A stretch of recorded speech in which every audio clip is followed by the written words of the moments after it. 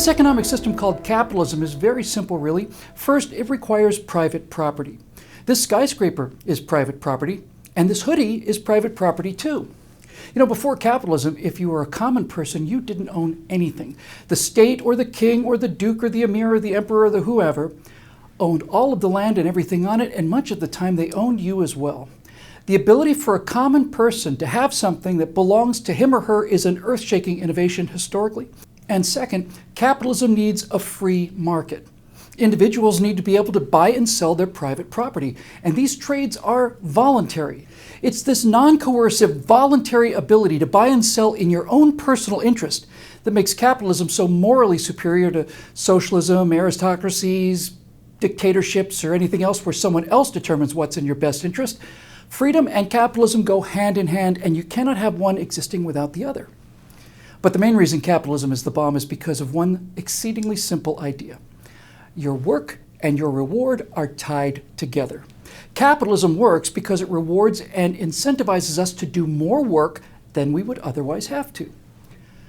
Let's imagine a caveman. He and his clan live up in the mountains. They're hunters who eat meat, and because they're hunters, they make incredible spears. They're straight and strong with razor-sharp flint spearheads, and they're covered in elaborate carvings for good magic.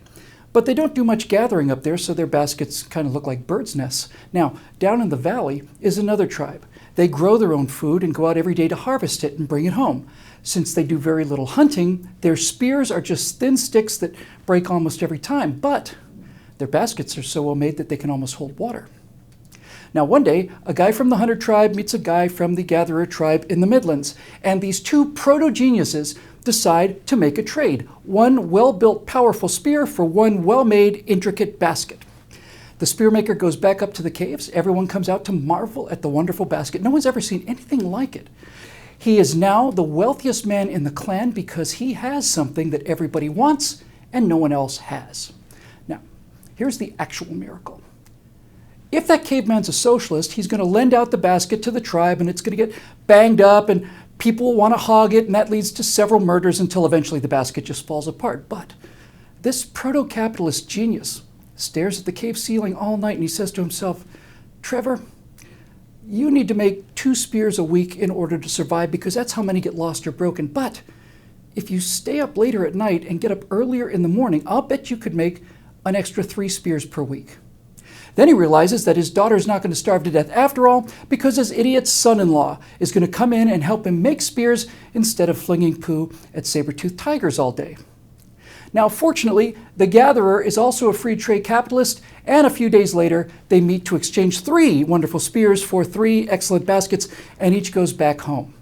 Now, it is true that both the spear maker and the basket maker will have amassed more shiny pebbles or seashells than the others, in other words, more money, but who loses here?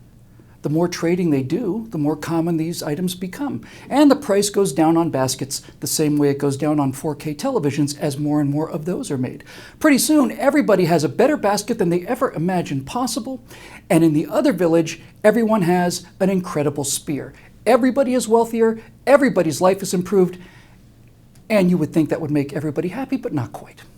Because there are a few bastards up there who do not think about the awesome baskets that they now have when they didn't have them before.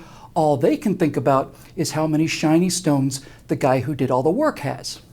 These people are bitter, envious, and miserable. They contribute nothing but grief and whining.